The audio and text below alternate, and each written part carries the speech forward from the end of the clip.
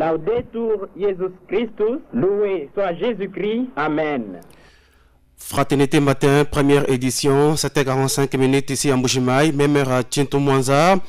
Bonjour à tous et bienvenue à notre journal dont voici les sommaires.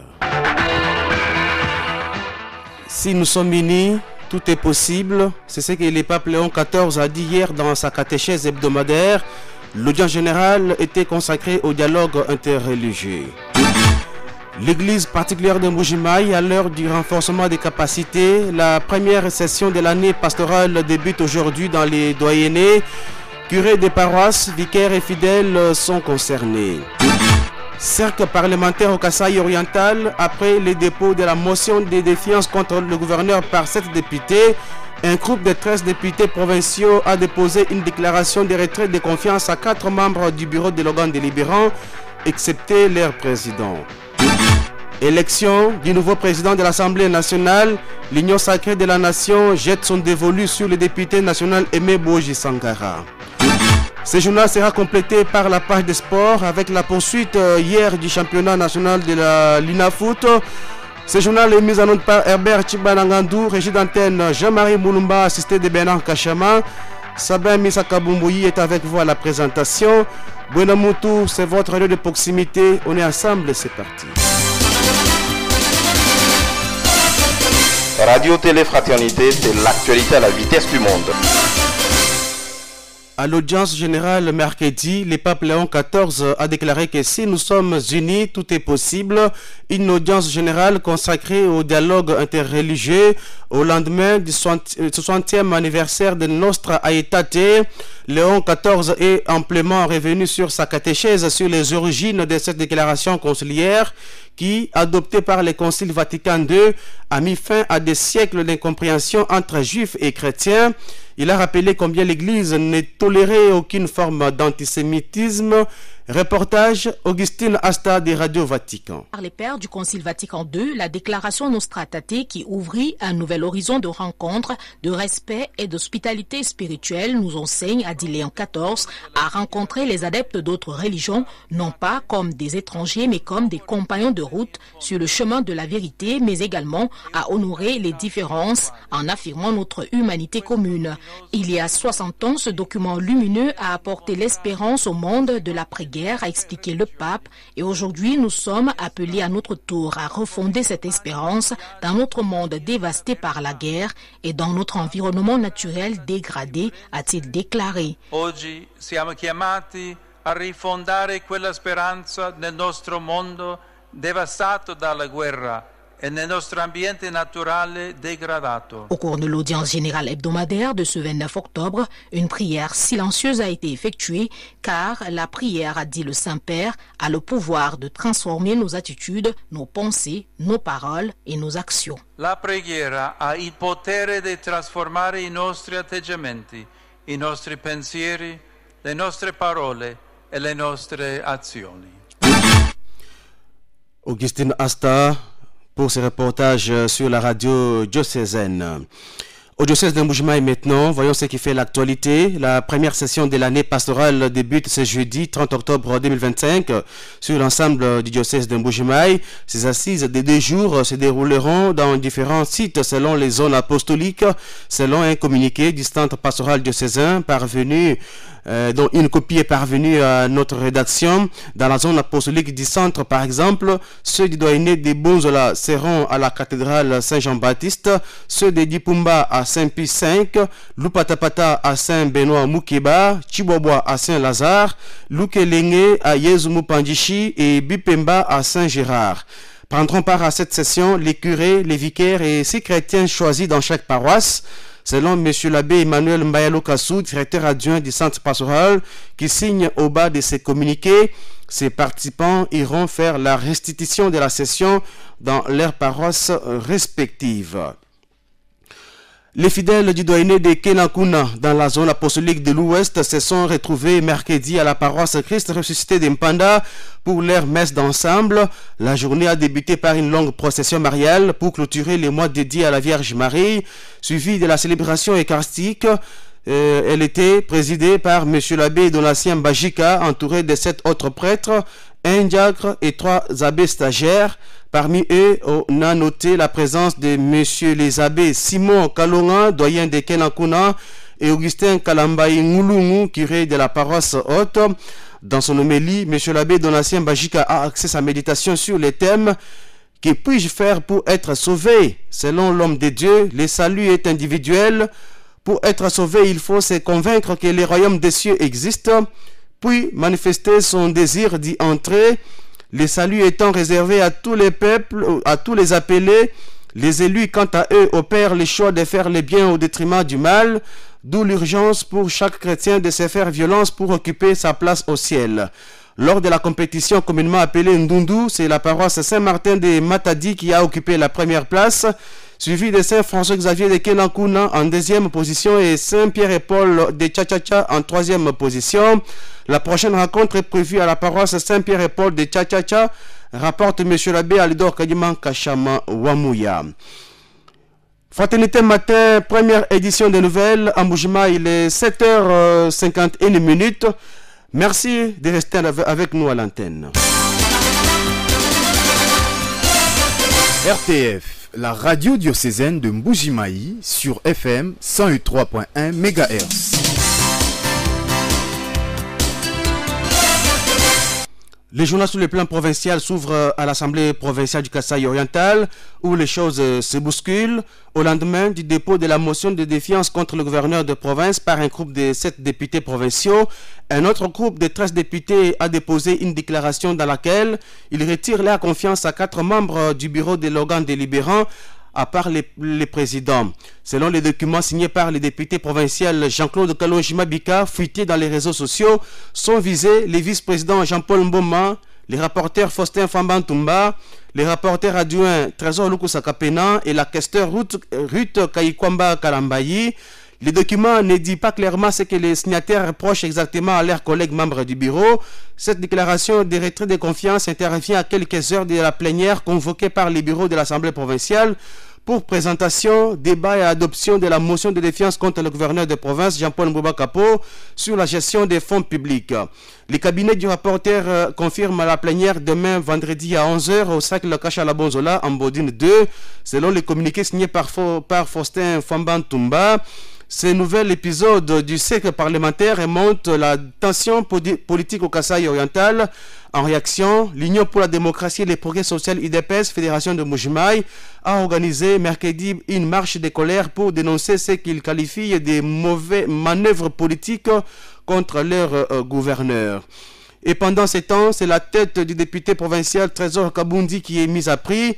L'auditorat militaire supérieur de l'ex-province du Kasaï oriental a écrit au président du bureau de l'Assemblée provinciale pour solliciter la levée de ses immunités parlementaires. La justice militaire veut les poursuivre pour meurtre, association des malfaiteurs, extorsion et vol à main armée dans les faits survenus dans la nuit du 25 octobre dernier à Bipemba, ayant coûté la vie à un élément de la police. L'Union pour la démocratie et les progrès sociaux UDPS Fédération de Mbujimaï appelle à une mobilisation massive vendredi 31 octobre à travers un communiqué officiel signé par Alexis Kaponglu Kinlouabou, secrétaire fédéral en charge de la communication. Les partis présidentiels invitent tous les secrétaires fédéraux, sectionnaires, cellulaires, les ligues des jeunes, des femmes, égalité hommes-femmes, ainsi que les membres de la CPF et les parlementaires debout à prendre part à une marche vers l'Assemblée provinciale. Le rassemblement est prévu à 9h30 à la permanence du parti au rond-point Cohydro. Cette marche vise à exiger le retrait de la motion de défiance initiée par certains députés provinciaux contre le gouverneur de province. L'UDPS insiste sur la mobilisation totale et précise que le port des emblèmes du parti est obligatoire pour tous les participants. Et que pense la population de la ville de Mbujimaï par rapport à la motion de défiance contre le gouverneur Jean-Paul Mbouba Kapo? Les dossiers alimentent les débats sur toute la ville. La population est contre cette façon de faire qui n'aide pas la province à avancer. Quelques habitants de Mbujimaï demandent aux députés de voir l'intérêt commun du peuple au lieu de voir leurs intérêts propres. Ils s'expriment au micro de Julie Mbouimboya. Eux ont leur profit. Ils ne voient que leurs intérêts et non l'intérêt du peuple. Ils veulent se rassasier seuls comme nous les avons déjà votés. Qu'ils les laissent, comme il est déjà revenu, qu'il fasse son travail et finisse son mandat qui touche bientôt à sa fin. Sinon, la province régresse. Le gouverneur n'a pas le temps de mettre sa vision en pratique. Depuis le gouverneur Jamaweja, Machabidji, Jeannette Longa, c'est toujours ainsi. Ça pousse vraiment à pleurer et c'est une honte pour le chef de l'État. Après, une honte pour ce peuple dit souverain. Cette province est nôtre. Si les députés pensent que nous devons avoir un nouveau gouverneur chaque fois qui peut venir nous donner un peu d'argent, on n'a pas aidé la province. Tout ce qui peut l'aider à émerger se volatilise. Si aujourd'hui Jean-Paul part, il partira avec ces gens qui auront besoin de leur décompte final. Et la population gagne rien. Que les élus arrêtent de faire souffrir la population. C'est nous qui en pâtissons. Ce sont nos enfants apprenants qui souffrent, juste les petits temps qu'ils n'étaient pas là. Les frais scolaires ont été majorés. Et pourquoi qu'ils mettent de l'eau dans leur vin?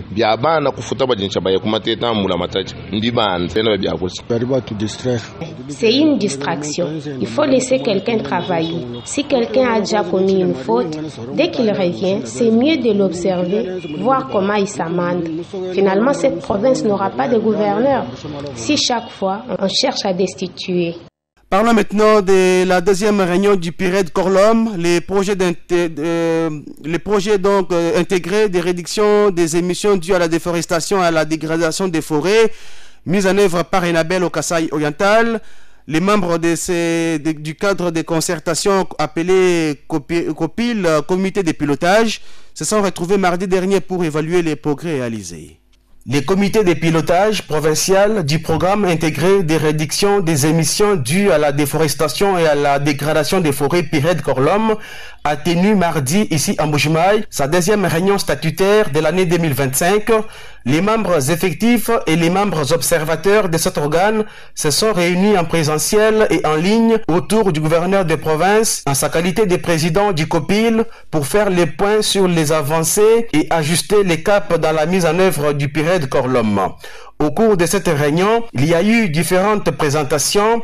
État de mise en œuvre des recommandations de la première réunion tenue le 25 février dernier, présentation des résultats de la première réunion du comité provincial de suivi, COPS, présentation des résultats de sélection des villages d'intervention du projet et présentation de l'état de mise en œuvre des activités du PIRED Corlom et la planification opérationnelle du dernier trimestre 2025. À l'issue des échanges et évaluations, il ressort que des progrès sont réalisés et certains défis restent à relever pour un renforcement de la coordination et une garantie de la durabilité. Sur 42 villages sélectionnés à Lupatapata, Chilenge et Katanda, 36 sont déjà notifiés officiellement. Selon les responsables du PIRED Corlom, des activités sont prévues pour accélérer les plans locaux d'aménagement du territoire, les renforcements de la dynamique genre et du peuple autochtone pygmée, la mise en œuvre des actions forestières et des plans de communication pour le changement des comportements. Au nom du gouverneur de province, le ministre provincial du plan a salué la richesse des échanges avant d'inviter tous les acteurs à un engagement collectif et un agir ensemble pour la réussite du PIRED Corlom. Nous nous sommes livrés à un exercice très important, celui de comprendre l'état d'avancement de la mise en œuvre de notre projet. Ce projet qui est salutaire pour notre province du Kasaï oriental. Il nous reste à nous approprier les approches qui ont été développées et celles à venir en mutualisant les efforts pour arriver au succès de ces projets. Mais aussi, j'invite les uns et les autres à renforcer ces cadres de coordination entre nous-mêmes, mais aussi entre les projets qui sont en gestation et ceux qui existent déjà dans notre province du Kasaï oriental. Le PIRED Corlom est un projet mis en œuvre par Enabel au Kasaï oriental et dans la Lomami grâce au financement des CAFI à travers les FONARED. Un Un autre comité provincial de pilotage, c'est celui du programme d'investissement pour la forêt et la restauration des savanes, PIFORES en sigle, qui a tenu mercredi en Mbuji-Mayi sa deuxième session. Objectif, examiner et valider les plans de travail et budget annuel 2026 pour la province du Kasaï oriental. Reportage Célestine Moulamokendi.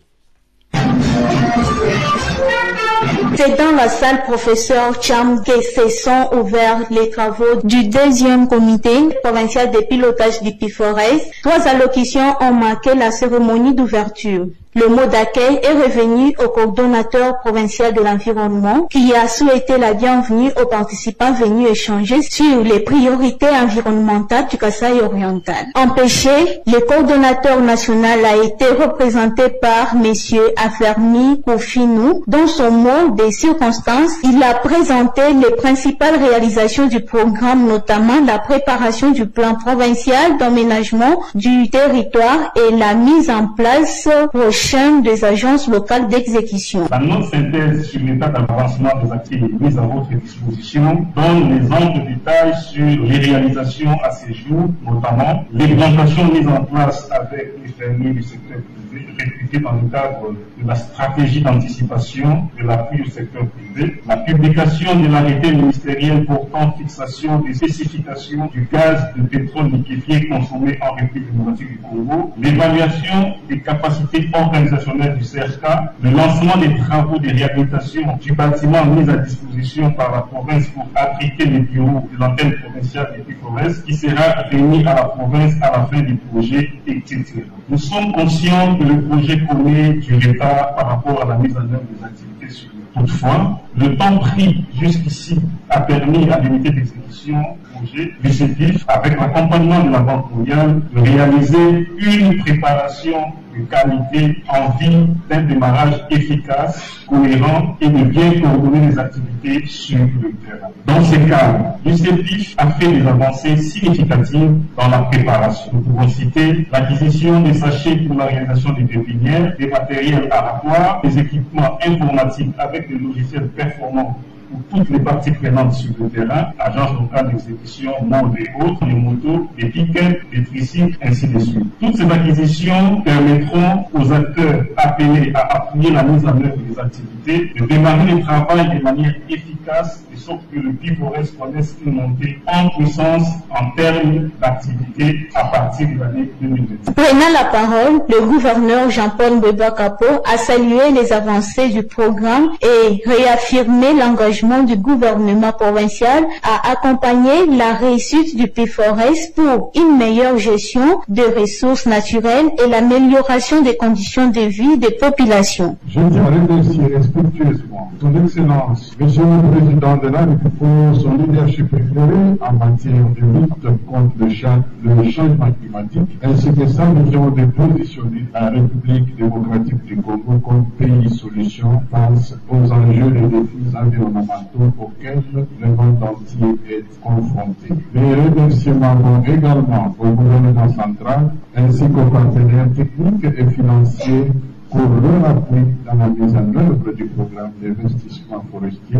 Mesdames et messieurs, cette deuxième réunion du comité provincial de pilotage marque un moment clé dans le suivi de l'évaluation de la mise en œuvre du programme au niveau provincial. Vos contributions sont essentielles pour assurer que le programme atteint ses objectifs en matière de développement durable, d'amélioration des conditions de vie des communautés et de gestion responsable de nos ressources forestières. Je salue l'implication de chacun dans ce processus et je réaffirme l'engagement de la province à accompagner activement la réussite du programme, la mise en œuvre du projet qu'on est certainement et connaîtra dans l'avenir aussi. Au terme des travaux, le plan de travail et budget annuel 2026 du PIFORES pour le Kasaï oriental a été validé à la satisfaction générale. 8 190 361 $ et le montant alloué est validé au PTBA 2026. La mission et les objectifs de la PCR, police de circulation routière, les fautes disciplinaires ont été parmi les points développés hier mercredi par les commissaires supérieurs adjoints de la police de circulation routière lors de la parade hebdomadaire hier mercredi. Détail dans ce reportage de Symphorien Moulin. Une nouvelle parade s'est tenue ce mercredi 29 octobre 2025 à l'intention de la police de circulation routière PSR en sigle dans l'enceinte de la commune de la Kanchiji. Celle-ci a été dirigée par le commissaire supérieur adjoint de la police, Major Félix Mukuna. Dans son message, Mukuna Kayembe a centré sa communication sur 3 points notamment la mission et les objectifs du PSR, les statistiques pour ce mois d'octobre ainsi que la faute disciplinaire. Dans le point 1, Major Mukuna a insisté sur la prévention. La sécurisation des usagers en tout temps et cela au respect des 2 principes complémentaires, prévention et répression. Ici, nous avons insisté aux éléments. Toute contravention n'amène pas toujours interpellation ou bien mise en fourrière de l'engin. Il faut aussi connaître que on peut prodiguer des conseils. Dans la prévention, nous avons insisté sur l'aspect des conseils. Lorsqu'on a affaire à des petites fautes, il faut conseiller. Ce n'est pas toujours si par exemple on devait amener tous les engins en contravention. Je crois que notre fourrière manquera même des espaces. Voilà pourquoi nous avons insisté à nos éléments de beaucoup utiliser ces côtés-là, que les côtés ici soient grandissants par rapport aux côtés répressifs. Donc, en quelque sorte, nous disons que le côté de prévention soit à 3 quarts et que le côté répressif soit à 1 quart. Au deuxième point, le commandant Pesser a donné les statistiques pour ce mois d'octobre évaluées à 15 cas d'accidents enregistrés. Alors, qu'est-ce qui a justifié cette baisse d'accidents? Mukuna Kayembe répond. C'est la surveillance a été vraiment continue. Nous avons fait en sorte que la contribution de notre bus soit remarquable, que ce soit les jours, ce même bus sert aussi d'ambulance. Lorsqu'il y a des cas d'accident, c'est le même bus qui récupère les victimes pour amener à l'hôpital. Et la nuit, nous faisons un dispositif pour contrôler les cas qui entrent la nuit. Alors vous verrez que beaucoup d'engins, surtout de véhicules, commencent à éviter d'entrer la nuit. C'était ces véhicules-là qui nous amenaient des cas déplorables. Ils commencent à arrêter de l'autre côté, ce qui fait qu'il y a eu aussi diminution des cas d'accident, sans oublier des tournées que nous organisons autour des écoles. Vous trouverez que ce mois, il n'y a pas eu un seul élève qui est décédé. Donc vraiment, nous étions au four et au moulin. Et puis au troisième point, il a lancé un appel aux jeunes policiers à la discipline. Donc nous avons insisté à nos jeunes policiers qui viennent d'arriver que la discipline policière va se prolonger jusque dans leur demeure, jusque dans leur résidence. Ils ne peuvent pas dire non mais pourquoi moi je suis en tenue chez moi, on vient me sanctionner ici. Non, lorsque tout cas ou tout acte ou toute omission ternit à l'image de la police, cela constitue une faute disciplinaire. Vous avez vous-même vu comment nous avons soumis ça à l'exercice de nos éléments, ce qui était aussi une méthodologie adoptée par nous afin qu'ils maîtrisent ça. Signalons qu'au cours de cette parade, un nouveau lot de la police de circulation routière a été présenté. Parlons maintenant de la santé dans ce journal. L'humanité entière a célébré hier mercredi la journée mondiale de l'accident vasculaire cérébral, AVC en sigle. Chaque minute compte, c'est le thème retenu cette année par l'Organisation mondiale de la santé, OMS. Contacté par votre rédaction, Dr Trésor Lobeya, médecin traitant à l'hôpital général de référence de la Mouya, nous parle de cette maladie, ses symptômes et ses symptômes. Il est au micro de Delphin Carlos Kalonji. Il s'agit là d'une urgence médicale qui survient lorsqu'un vaisseau sanguin s'érode. Là, on parle de l'AVC hémorragique ou lorsqu'il y a eu obstruction au niveau du vaisseau sanguin, au niveau cérébral. Là, on parle de l'AVC ischémique. Les symptômes s'installent soudainement. Et on peut citer, entre autres, la difficulté à parler ou à comprendre. Il s'agit là de la dysarthrie, une paralysie ou une déviation soudaine d'un côté du visage. Il y a une paralysie d'un des membres, droit ou gauche. Il y a des maux de tête violents. Et si on n'en prend pas garde à temps, la mort survient dans un temps record. S'il faut revenir sur le type d'AVC, on peut en citer 3. Il y a l'AVC hémorragique, lorsqu'il y a rupture d'un des vaisseaux sanguins cérébral. AVC ischémique transitoire, là c'est un AVC passager, donc il y a obstruction incomplète d'un des vaisseaux sanguins et il y a le signe qui vont s'installer et ils vont vite passer. Il y a l'AVC ischémique constitué, à ce moment-là il y a une grosse obstruction d'un des vaisseaux sanguins cérébral. Parlant du traitement de cette maladie, Trésor Lobeya fait allusion au traitement préventif en se basant beaucoup plus sur quelques conseils. S'il faut parler de traitement, je vais beaucoup plus insister sur le traitement préventif. Le traitement préventif, nous insistons là-dessus sur l'hygiène de vie. Nous devons éviter le tabagisme, c'est un des facteurs favorisants. Nous devons modérer la consommation d'alcool.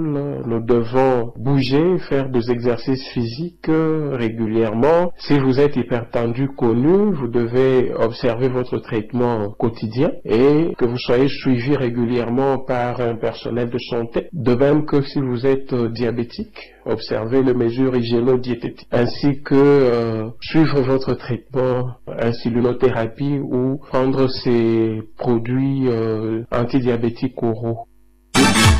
Docteur Trésor Lobeya, médecin traitant à l'hôpital général de référence de la Mouya. Le thème de cette année, chaque minute compte, met en évidence l'importance de la rapidité d'intervention pour sauver des vies et réduire les dommages cérébraux. Il met aussi l'accent sur la nécessité d'agir vite, de reconnaître les signes de l'AVC et de se rendre rapidement aux urgences, car l'intervention médicale immédiate peut faire une différence significative dans le rétablissement des patients.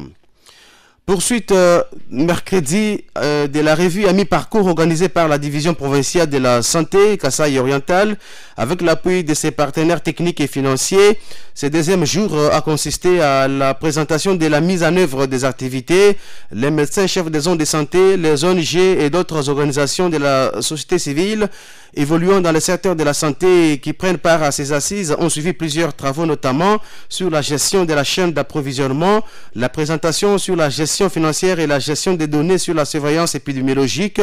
Au micro RTF de Daniel Kabeya, le pharmacien Henri Dimandia fait la synthèse de la journée. En ce qui concerne la gestion financière, le défi est grand par rapport à la tenue des outils financiers et que les engagements ont été pris par rapport aux toutes faiblesses qui ont été constatées sur le terrain et les engagements ont été pris pour rendre disponibles les outils financiers et sa bonne tenue. En ce qui concerne la gestion de la chaîne d'approvisionnement, il y a eu des faiblesses qui ont été constatées dans la remontée de 30% à la CEDER pour rendre disponibles les médicaments en rupture et aussi nous avons constaté la restriction budgétaire dans la dotation des médicaments par quelques partenaires et les engagements ont été pris pour utiliser 30% dotés par le gouvernement congolais pour rendre disponibles les médicaments. Et aussi, il y a eu une autre préoccupation par rapport à la rupture des médicaments qui sauvent la mère et l'enfant. Et là, les engagements ont été pris pour que les structures doivent placer des commandes afin de rendre disponibles ces médicaments-là, afin de sauver la vie de l'enfant et de la mère. Exposant sur les activités des VIH-Sida qui ont été menées pour les premiers trimestres au Kasaï oriental, le médecin coordonnateur des activités contre les VIH-Sida, Dr Odette Kanyeba Moulumba, donne l'essentiel de son exposé au micro de Daniel Kabeya. Les activités se mènent dans la province, mais nous avons des difficultés par rapport à certains aspects, parce que pour le moment, toutes les femmes enceintes doivent connaître leur état sérologique afin de permettre de sauver la vie de leurs enfants, comme le président avait il n'y a pas longtemps parlé d'initiatives pour la lutte contre les VIH-Sida chez l'enfant. Et pour protéger les enfants qui sont des innocents contre les VIH-Sida, nous devons normalement dépister l'état sérologique de la mère et chaque mère doit connaître son état. Celle qui n'est pas séropositive, tant mieux. Celle qui est séropositive doit déjà suivre les traitements et suivre tout ce qu'on peut lui demander par les prestataires de santé afin de permettre la vie sauve ou bien de permettre de sauver la vie de son enfant et mettre au monde un enfant sain et sauf. Alors ce sont ces indicateurs-là en rapport avec la femme enceinte qui nous posent des problèmes. Nous avons eu à connaître des ruptures en intrant, donc les tests qu'il faut pour dépister les femmes enceintes nous ont causé du tort. On n'a pas eu à avoir ces tests d'une manière régulière, ce qui fait que sur 100% des femmes qui sont venues à la consultation prénatale, nous n'avons eu que 27% des femmes qui ont été dépistées. Cette revue à mi-parcours se poursuit jusqu'à demain vendredi 31 octobre au Centre de formation pour le développement Mpokolo Wamoyo. Tout de suite, la page nationale. RTF. L'actualité, c'est nous. Le député national Aimé Boji Sangara est choisi officiellement comme candidat unique de l'Union sacrée de la nation au perchoir de l'Assemblée nationale. L'annonce a été faite mercredi par André Mbata, secrétaire permanent de cette plateforme politique de la majorité au pouvoir. S'exprimant devant la presse, il a affirmé que ce choix est le résultat d'un consensus autour de l'autorité de référence de la plateforme, à savoir le président de la République Félix Tshisekedi. Par conséquent, indique-t-il, il a été demandé aux députés de la plateforme politique et aux 11 autres qui avaient déposé leur dossier à l'Union sacrée de soutenir cette candidature de Boji avec ses choix uniques. L'élu de Walungu au sud Kivu pourra donc succéder à Vital Kamerhe. Rappelons que l'ancien ministre de l'Industrie Aimé Boji a démissionné du gouvernement il y a plus d'une semaine pour gagner son siège à l'Assemblée nationale. C'est l'un des procès qui avait tenu en haleine l'opinion publique congolaise. L'adjudant Sarah Babi, travaillant au renseignement militaire, a été condamné hier mercredi à la peine d'une année de prison avec sursis par le tribunal militaire des garnisons de Kinshasa-Gombe. C'est à l'issue du procès très suivi qu'il opposait au ministère public pour violation des consignes interdisant la publication sur les réseaux sociaux des effets militaires lors d'une audience foraine au camp lieutenant-colonel Kokolo dans les centres de la RDC ou de la capitale congolaise, indique l'agence congolaise de presse ACP. En clair, la militaire ne passera pas par la case prison à condition de ne commettre aucune infraction durant les 12 prochains mois. Cette décision met un terme à une affaire qui a passionné l'opinion publique ces dernières semaines. L'adjudant Ebambi était poursuivi pour violation des consignes militaires après la diffusion sur les réseaux sociaux des photos la montrant en tenue militaire aux côtés de son fiancé lors d'une séance photo privée avant leur mariage prévu ce 31 octobre. Au cours du procès, la prévenue a nié être à l'origine de la publication de ces images, assurant qu'il s'agissait d'une fuite indépendante de sa volonté. Malgré ces explications, le ministère public avait requis une lourde peine de 10 ans de servitude pénale principale, estimant que ces comportements portaient atteinte à la discipline et à l'image des forces armées de la République démocratique du Congo, FARDC. Et terminons par cette brève en sport. Poursuite hier mercredi du championnat national de football de la RDC à Kinshasa. AS Vita Club a eu raison de MK étanchéité par 2-0. À Lubumbashi, Don Bosco et Lubumbashi Sport se sont quittés 2-2, 1 but partout. Dans un autre match disputé à Likasi, Panda B52 a battu FC Tanganyika par 2-1. Fin de ce journal. Merci de l'avoir suivi. En Mboujima, il est 7h16. Au nom de toute l'équipe rédactionnelle, je vous dis sincèrement merci. Moi, on m'appelle Sabin Misaka Bumbouyi. Herbert Chibanangando était à la technique. Jean-Marie Moulumba, Bernard Kachama à la régie d'antenne et à l'assistant. Un nouveau journal va intervenir sur Benamontou tout à l'heure à 13h15. Mais dans l'entretemps, nous vous souhaitons une excellente journée accompagnée de la radio de Cézanne. Mais avant de nous séparer, voici les rappels des titres pour ceux qui nous ont rejoints en retard. Si nous sommes unis, tout est possible. C'est ce que le pape Léon XIV a dit hier dans sa catéchèse hebdomadaire. L'audience générale était consacrée au dialogue interreligieux. L'église particulière de Mboujima, à l'heure du renforcement des capacités, la première session de l'année pastorale débute aujourd'hui jeudi dans les doyennés. Curés, vicaires et fidèles des paroisses sont concernés. Cirque parlementaire au Kasaï oriental, après les dépôts de la motion de défiance contre le gouverneur par 7 députés, un groupe de 13 députés provinciaux a déposé une déclaration de retrait de confiance à 4 membres du bureau de l'organe délibérant, excepté leur président.